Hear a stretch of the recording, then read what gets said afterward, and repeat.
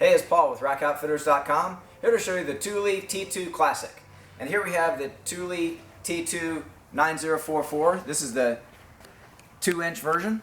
It's also available for vehicles with an 1.25 inch hitch. That's the 9045.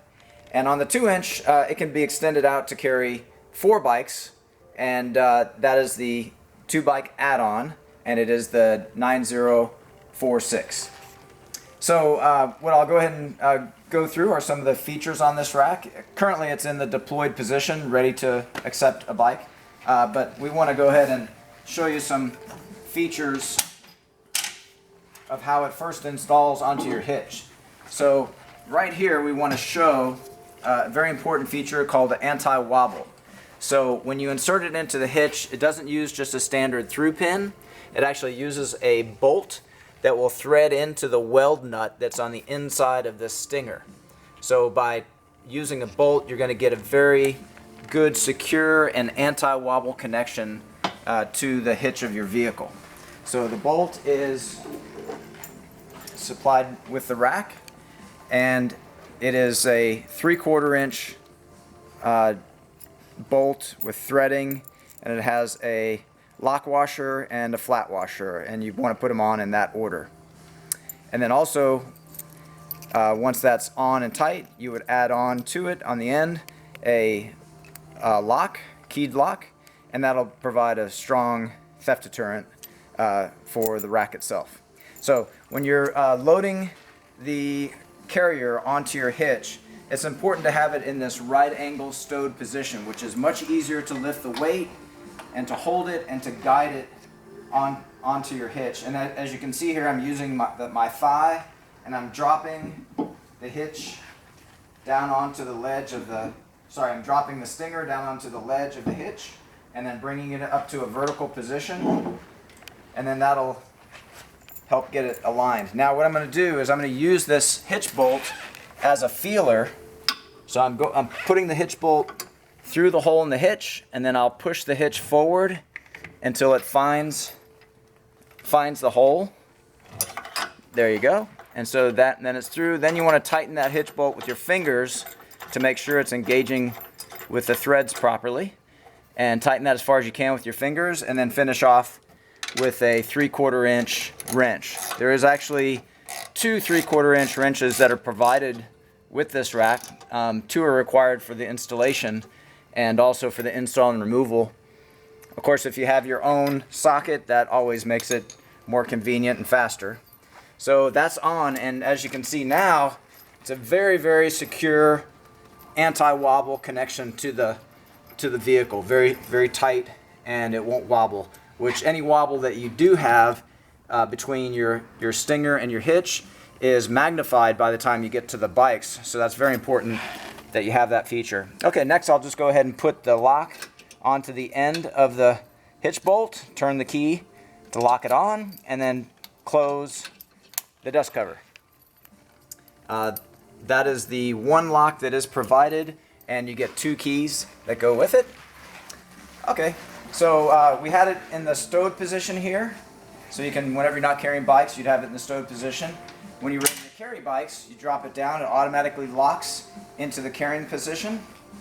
And then another feature, you first have a safety that you remove. It's just held in place with detent balls there, so I'll show you again.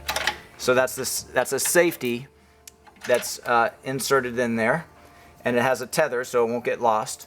Then I'll go ahead and grab the gray handle, pull it away, and then drop it down again. Now this is the access position. This position allows you to have 2 bikes loaded and still be able to open up the rear hatch on most vehicles. Okay, so next I'll go ahead and lift it back up, and as you notice when I lift, I'm lifting it from the end of this backbone piece versus lifting it from here or somewhere else. That's the easiest and best place to lift. And when I lift, you'll hear it and feel it engage into this carrying position again. And then I'll go ahead and reinsert that safety. Okay, now we're ready to load bikes at that point. So before we load the bikes, let's go ahead and show you how these 2 trays can be adjusted. So to get a better look, you can see this sticker And this sticker will be your indication of how far you can slide these trays. So you can slide the tray to where the white line is in the window here, or slide it the opposite way to where this white line is in the window here. So what that's giving you is quite a bit of versatility to offset the two bikes from one another in case there's any contact. Also, these two trays can also be adjusted in and out, so you have left, right, and fore aft adjustability within a range to make sure that your bikes don't touch one another. So that's probably more than any other rack offers in terms of adjustability of the two trays. Okay, so some other things to look at. When it comes to platform carriers, they're known for being able to carry a wide range of bikes, and this one definitely offers that feature. So it can accommodate bikes anywhere as low as a 20-inch wheel size here, and then all the way up to a 29-inch wheel size. So those covers the majority of all the bikes on the market. Really, the only bike that this can't cover is bikes with front fenders. So if you have a bike with front fenders, understand that this ratchet comes down where a front fender may be. So that's the only bike that you may want to do a test fit on to make sure it fits otherwise, because it's usually not a good idea. Also, wheel tire size is important. So you have a thin trough wheel holder here for road bikes, very narrow. It can be a racing bike with very narrow down to 20 millimeter tire size that can fit down in this trough, all the way up to very wide 5-inch wide fat tire bikes and everything in between. So the greatest range of carrying capacity of any rack on the market is at least matched to any other rack on the market as far as that goes. Now, if you follow to the back, you have the rear wheel holder. Let's show you on this side. So this rear wheel holder is also allowing for a wide range of bicycle tire size. So as it is right now, we have it set up to accommodate a wide fat tire bike. If you're carrying smaller tired bikes, all you have to do, take off this little rubber protector, and I'm going to push it through and reposition it, inserting it here, and we go up, and what this is doing is this is taking out a lot of the length, and now it's down to a shorter length, which would be just fine for road bikes and hybrids and even some smaller tired mountain bikes, just as it is right there. And the rubber is just there to give better grip and protection to the rim. By the way, this slides back and forth to accommodate a wide range of wheelbase length. And it won't come off the end. There's a stopper there to prevent it from coming completely off the end. So this rack can accommodate wheelbase sizes all the way up to 48 inches. Okay, so let me go ahead and grab a bike, and I'm going to load up a bike just to show you how quickly a bike can be put in place. So I'll go ahead and prepare the rack to accept the bike first by opening up this rear strap and moving this to that position. So here I happen to have a bike that is a 29er, has a 29-inch wheel size. All you do is you lift it, get that front wheel in place, the rear wheel in place, grab your handle here, bring that up and over the tire, and what you want is this hook to be as close to the first point of contact as possible without touching. And that again is why this rack is usually not acceptable for bikes with front fenders, because a front fender is usually going to stick out that far. So once it makes contact with the tire, give it another couple of firm clicks, and then you've got a very secure fit at the front. Now coming to the back, just go ahead and position your rubber strap to where it's going to be resting on the rim of the tire, of the rim of the bike, and then bring your strap through, and there you have a secure fit for the rear wheel. It's already happens to be centered over the rear axle, so that's where you'd want that. And that's about 10 seconds to load a bike, very quick. And when you load the second bike, of course, it'll go the opposite direction. That way you don't have two sets of handlebars on the same side of the rack.